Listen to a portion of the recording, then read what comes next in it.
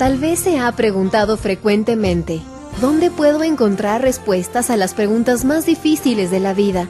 ¿En un mundo lleno de tragedias, conflictos y problemas? ¿O dónde y cómo puedo encontrar fortaleza para enfrentar las luchas que tengo hoy?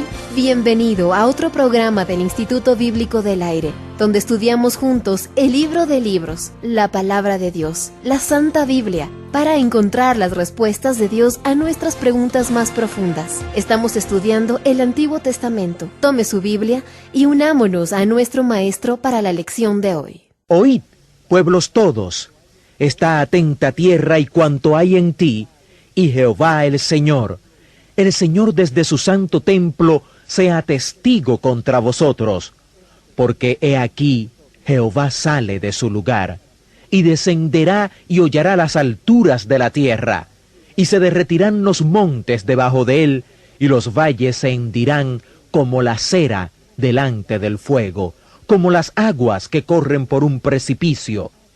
Todo esto por la rebelión de Jacob y por los pecados de la casa de Israel. ¿Cuál es la rebelión de Jacob? ¿No es Samaria? ¿Y cuáles son los lugares altos de Judá? ¿No es Jerusalén? Haré pues de Samaria montones de ruina, y tierra para plantar viñas, y derramaré sus piedras por el valle, y descubriré sus cimientos. Así comienza la predicación del profeta Miqueas.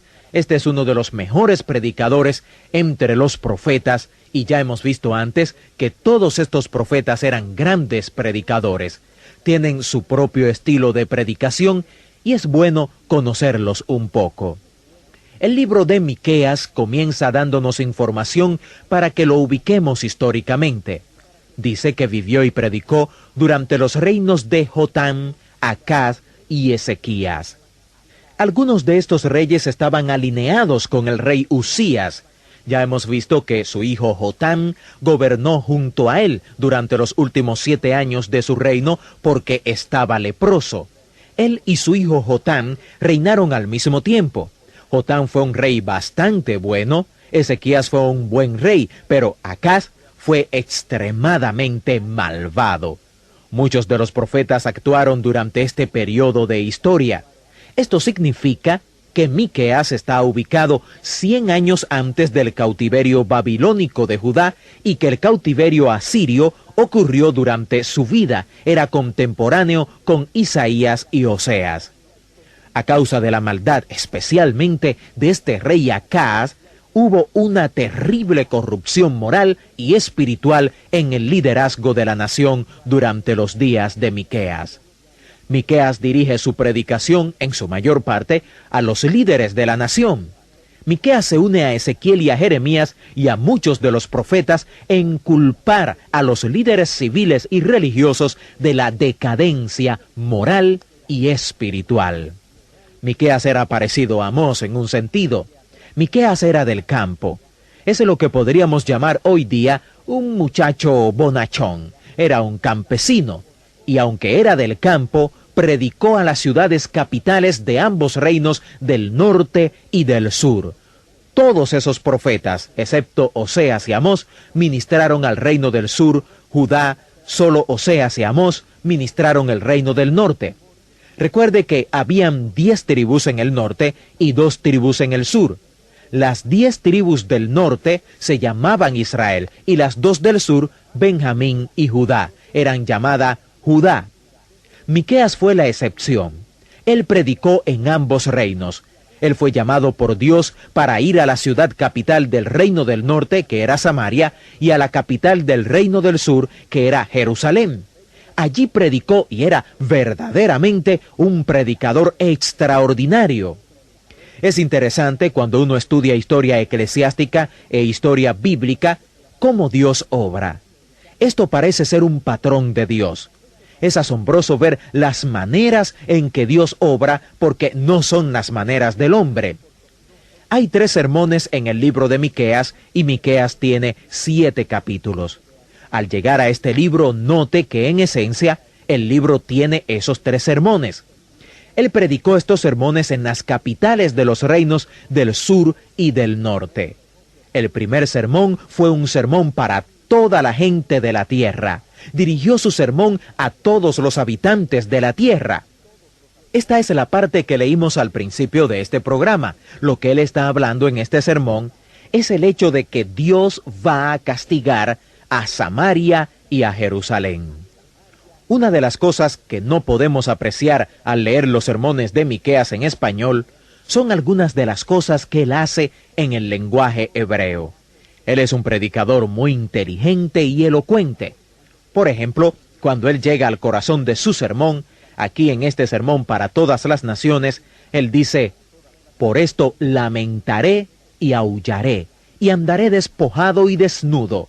Haré aullido como de chacales y lamento como de avestruces, porque su llaga es dolorosa, y llegó hasta Judá, llegó hasta la puerta de mi pueblo, hasta Jerusalén.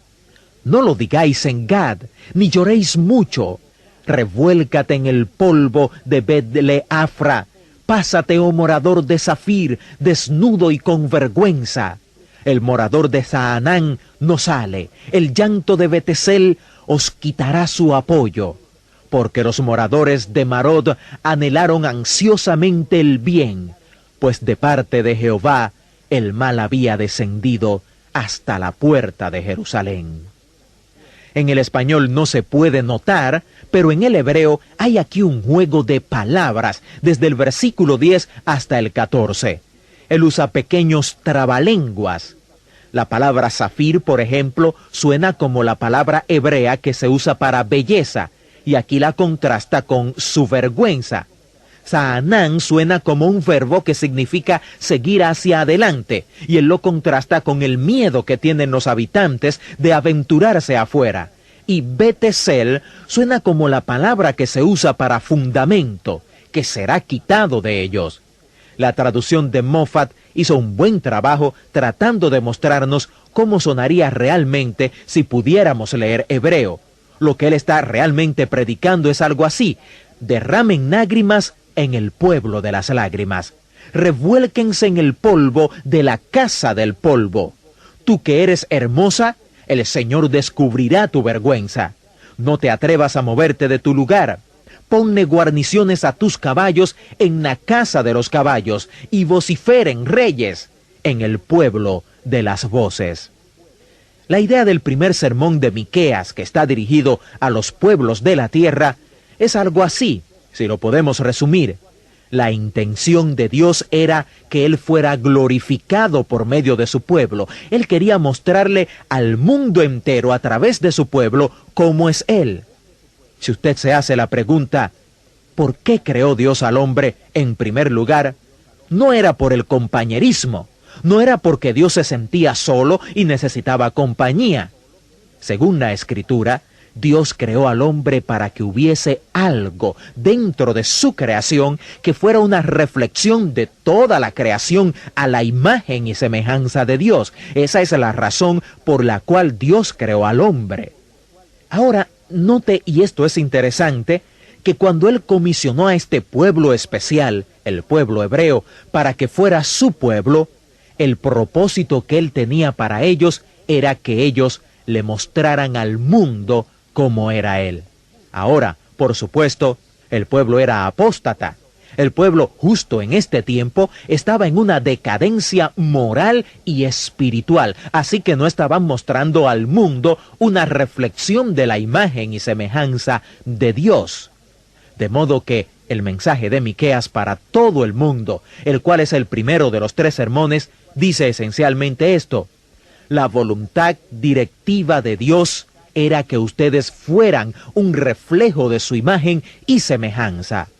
Pero ya que ustedes no van a hacer eso, de todos modos, Él va a mostrarle algo al mundo a través de ustedes. Lo que Él va a hacer es castigarlos delante de todo el mundo. Y mientras Él los castiga, todo el mundo será invitado al castigo. Todavía Él se va a glorificar a sí mismo, mostrándole al mundo algo a través de sus vidas. Esto es esencialmente lo que Miqueas está diciendo en su primer sermón.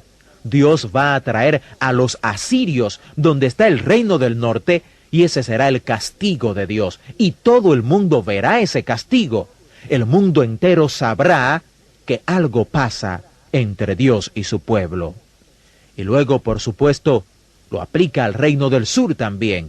Los babilonios vendrán. Se une a Isaías al predecir el cautiverio babilonio unos 100 años antes de que existiera el imperio babilónico. El punto importante de este sermón es que el propósito de Dios para las vidas de su pueblo elegido era que mostraran al mundo el carácter de Dios, la imagen y semejanza de Dios. Ellos no hicieron esto positivamente, viviendo vidas santas, así que Dios les dijo que de todos modos serían una enseñanza para el mundo.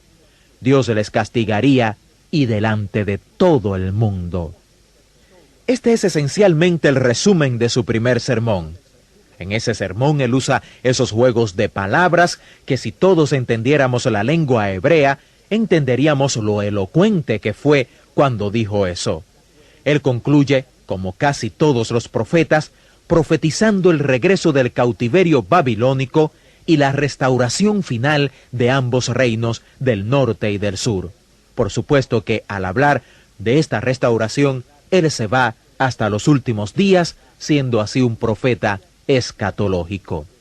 Así que la enseñanza de este primer sermón de este profeta Miqueas es que de todas maneras Dios se glorificaría en su pueblo escogido. Es mi oración, y ojalá y sea también la suya, mi estimado hermano, que Dios se glorifique en nuestras vidas cuando nosotros mostremos al mundo lo que Dios es por medio de nuestras vidas, y no cuando Dios tenga que castigarnos o disciplinarnos por causa de nuestra actitud contraria a su voluntad.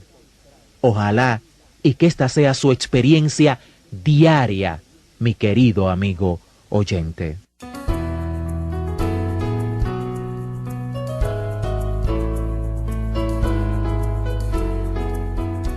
Estimado discípulo y fiel estudiante de la Palabra de Dios, gracias por ser parte del Instituto Bíblico del Aire.